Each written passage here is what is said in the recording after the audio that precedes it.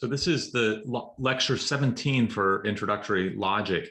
And today we're going to learn about the proof rule called existential introduction.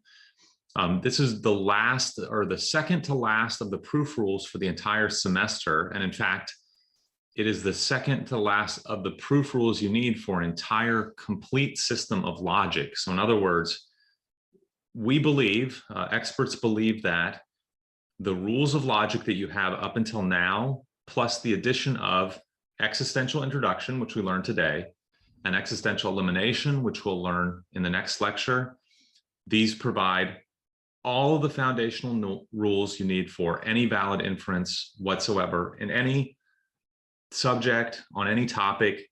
This is a complete system of deductive logic. So as I said, today we'll work on existential introduction. Existential, remember the existential quantifier.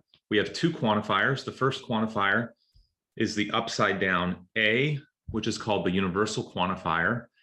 And it captures the intended meaning of the upside down quantifier. A, the universal quantifier, is corresponds roughly to the English language phrase for all. So if we have for all, if we have upside down AX, FX, that's for all X, FX. In other words, everything is F. The other quantifier, of course, is the existential quantifier, which is represented by this backwards E. And the existential quantifier reads, there is a one or more such things. So if we had something like exist X, FX, this says there is something that is an F. So now what we have to do is we have to think about what are the valid inferences corresponding to this quantifier. Now, in the case of universal, we saw that reasoning from a universal is easy, right? If you know that everything has a feature, then you can infer for any particular thing that it has that feature. For the universal quantifier, the introduction rule is the difficult rule, because to reason to a universal conclusion, it's not enough to collect one instance or even 10 million instances. You need to know something with absolute generality, and that's why you have this weird restriction that in order to introduce a universal quantifier, you have to make sure that the name you're generalizing over really was an arbitrary name. That is right. It wasn't the name of a specific individual. It was the thing you're asserting to hold of that individual would hold of any individual. Okay, so now in the case of the existential quantifier, things will be upside down from that. Introducing the existential quantifier is easy. So if you know that, say, Tom is tall, then there is someone who is tall. So that's the easy part. You don't need to, there's no restrictions to check. If any particular individual has a feature, then some individual has that feature. So existential introduction will be pretty easy to introduce.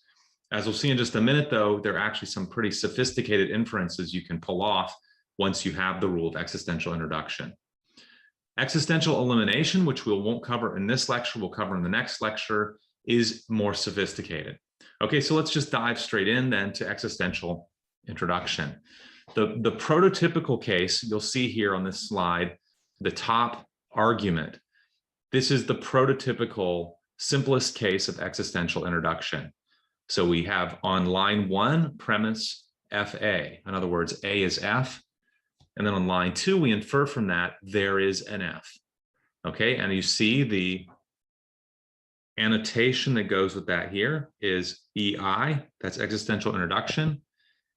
It's one of these rules where you just copy down the dependency numbers. So here we go, we just copy down the 1 down here.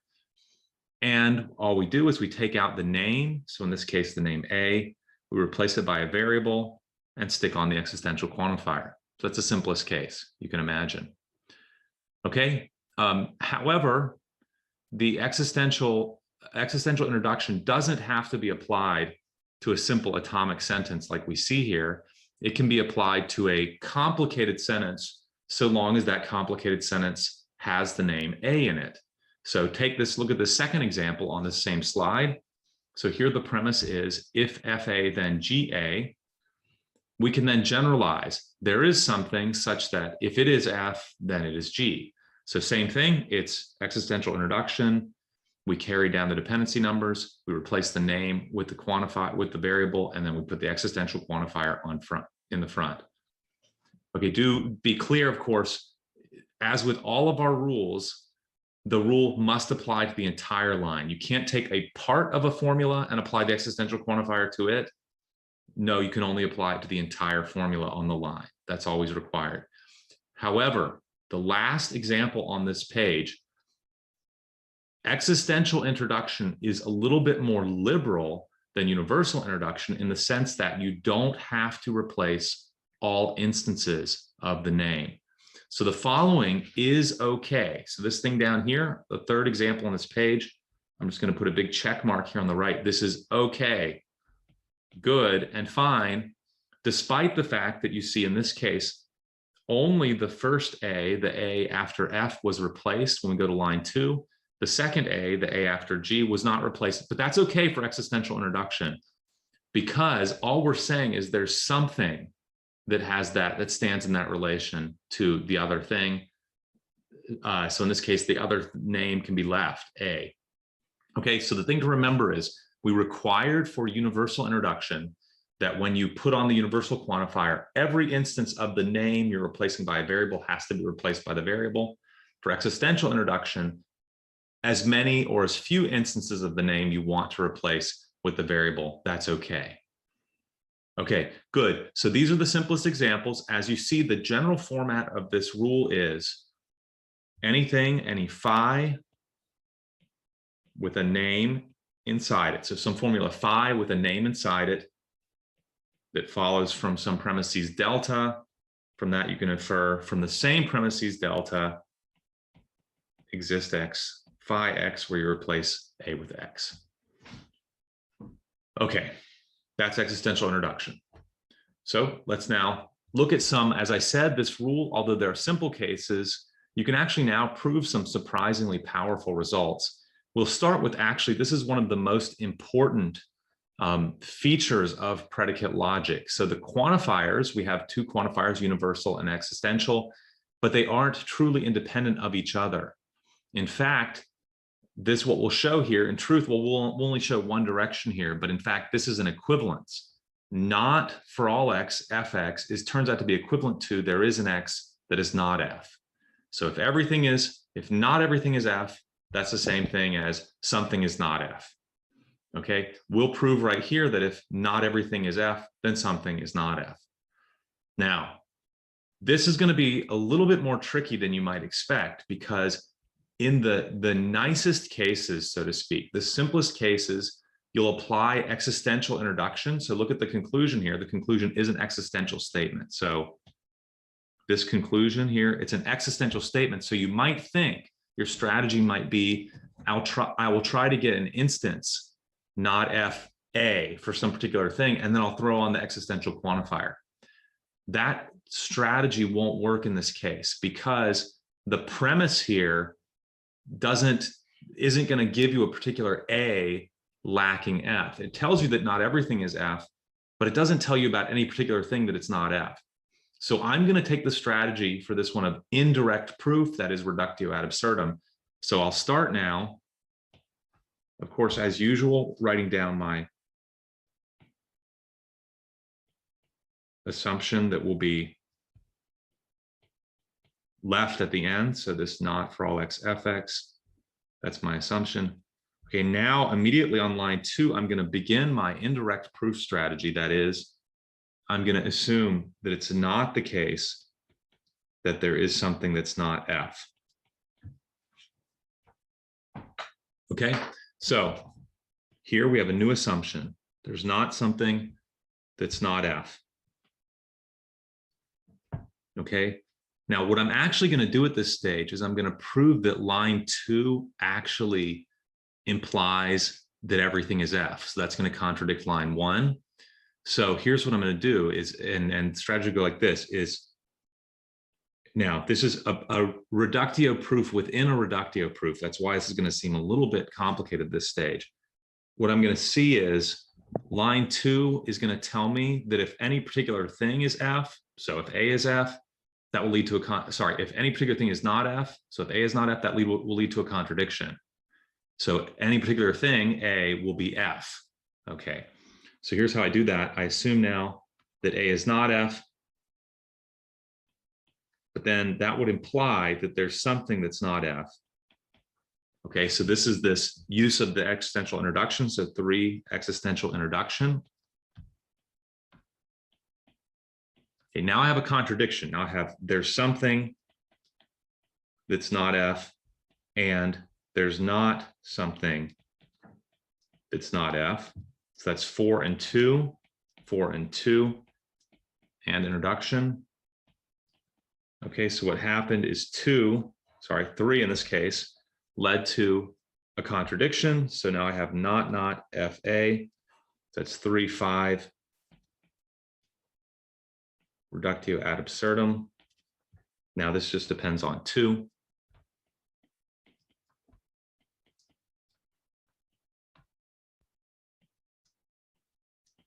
Okay, so now I have from 2, it follows that any particular thing, A is F. So everything is F. Okay, notice, so check, double check as always when you apply universal introduction, double check that the dependencies here, 2, don't contain the name A. Of course, they don't in this case, so I'm allowed to universally generalize from 7 to 8. So everything is F. Now I've got a contradiction with line 1. So now 2 has given me something that's going to contradict with line 1. So I go in now and put everything is F and not everything is F. 8, 1, and introduction 1, 2. Okay, so finally 2 has led to a contradiction. So we get not exist x, not fx, 2, 9, reductio ad absurdum, depending just on 1. So now finally 1 does lead to exist x, not fx.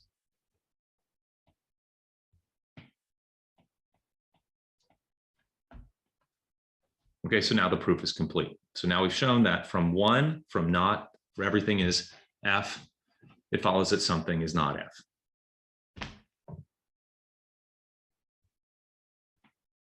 Okay.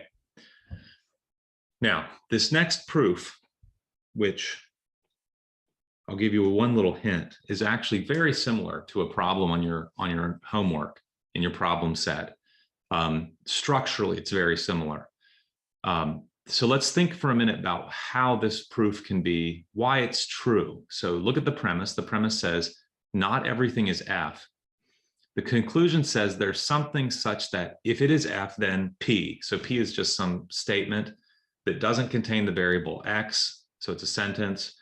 So if not everything is F, there's something such that if it's F, then P. Okay, the reason actually this is true, theoretically speaking, is because if not everything is F, something is not F. But by negative, or actually in this case, something's not F, by negative paradox, if that thing was F, then P. Okay, it's a little bit counterintuitive, but that's why this actually works. But in truth, the proof for this will not actually be so complicated, because it's basically going to follow the pattern of the previous proof that I just went through. So starting with the assumption that not everything is F, I'm not going to be able to directly. So how do I know this? Well, I know this largely from experience. I know that I'm not going to be able to directly find an A such that if it's F, then P, and then apply existential introduction. That there's no way to find that A here. So I'm going to have to argue indirectly. This is a general feature of existential claims in logic, is sometimes you get lucky and you have an instance and you can generalize and say, so there is such a thing. Other cases, you prove there is such a thing, but you actually never name that thing. So you argue indirectly. That's what I'll do here. So I'm going to assume the conclusion is false. I'm going to assume there's not something such that if it is F, then P.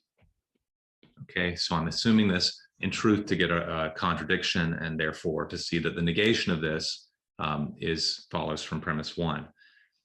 Okay, so now actually staring at 2, 2 says there's not anything such that if it's F, then P. Intuitively in my mind, I know that if there is something that's not F, then there would be something that if it's F, then P. So if I assume that, say, A, that's A is just a name I picked out randomly. If I assume that A is not F, then it will follow that if A is F, then P, and so I'll have a contradiction with line 2. So it will follow from line 2 that any arbitrary A is F. That will contradict with line 1. So that's my overall strategy. Let me now try to implement that here. Okay, so as I said, what if there was an A that was not F? So this 3 is a new assumption. I'm now going to try to generate a contradiction with line 2. Okay, here I'm going to allow myself to use cut with something we've already proven for propositional logic. So we do know that if not FA, then FA arrow P. So this is just 3. I'm cutting in an instance of negative paradox, right? Negative paradox, which says if not something, then, so if not phi, then follows that if phi, then psi for any psi. Okay, so that follows just directly from 3. Okay, but now I'm going to have my contradiction with line 2. So now I'm going to have exist x, fx arrow P. Here is my existential introduction for existential introduction. So now I have exist x, fx arrow P, and not exist x, fx arrow P. So 5, 2, and introduction. Okay, so 3 has led to a contradiction. So not, fix that typo, not FA. So 3, 6.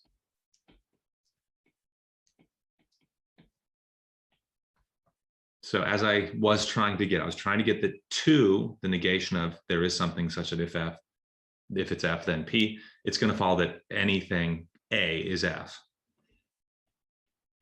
Okay, so now I've got that FA. But now that, look at that, just depends on line 2. And line 2 does not contain the name A. So that means that we proved now from line 2 that any A is F. So everything is F. That's just 8. Universal introduction, 2. Okay, and finally back to the main line of the proof here, in the sense that now we know that the negation of our conclusion that we aimed for, so that is what's on line 2, leads to the opposite of the premise on line 1. So now I'm going to do reductio ad absurdum for all x, fx, and not for all x, fx. So 9, 1, 9, 1, and introduction. Not, exist x, fx arrow P. So 2, 10, reductio ad absurdum, 1. That depends just on 1. So finally, exist x, fx arrow P follows from 1. Okay, so that's a complicated proof. The main things to remember here, the key strategies involved, we did reductio twice, but really what drove the idea behind the proof is recognizing that not for all x, fx implies, as we saw in the previous exercise, there's something that's not f. And then seeing that remembering that if something is not f, if A is not f, then if A is f, then P. That's negative paradox, which is not easy to remember, but nonetheless, it delivers this proof.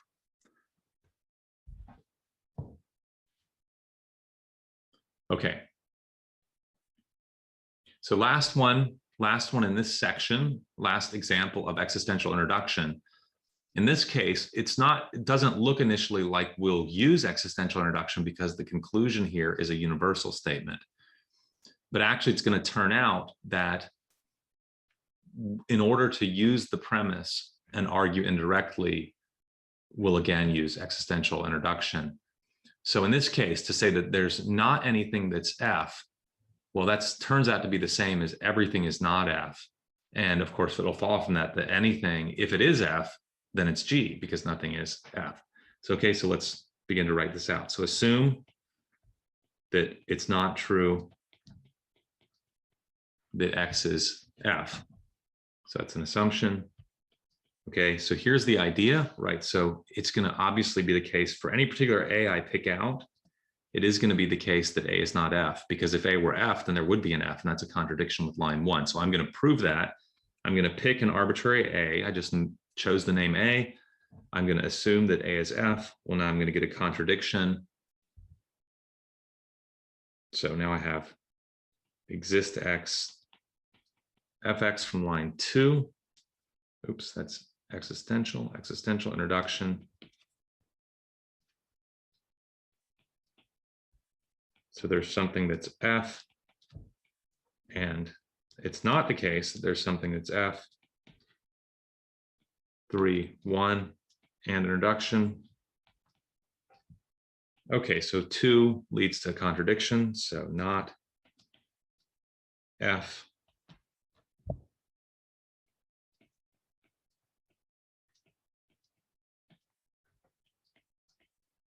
Okay, now I'm going to again use negative paradox. So I have not FA, so it does follow from this that FA arrow GA, so 5 cut negative paradox.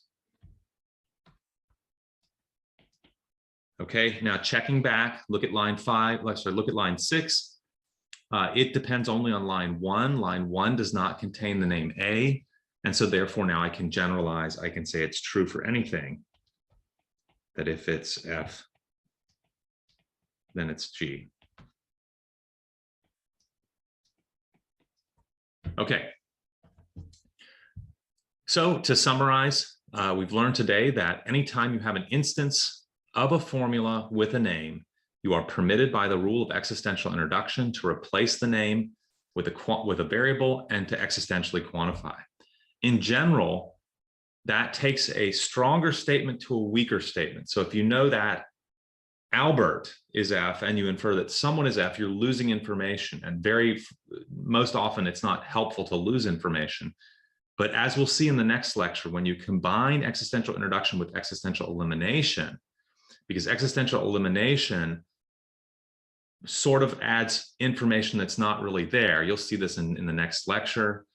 And then existential introduction allows you to get back to the place where you have the proper agnostic attitude so that you get a valid inference at the end of the day. That may sound a little mystical at the moment, but it will become clear in the next lecture.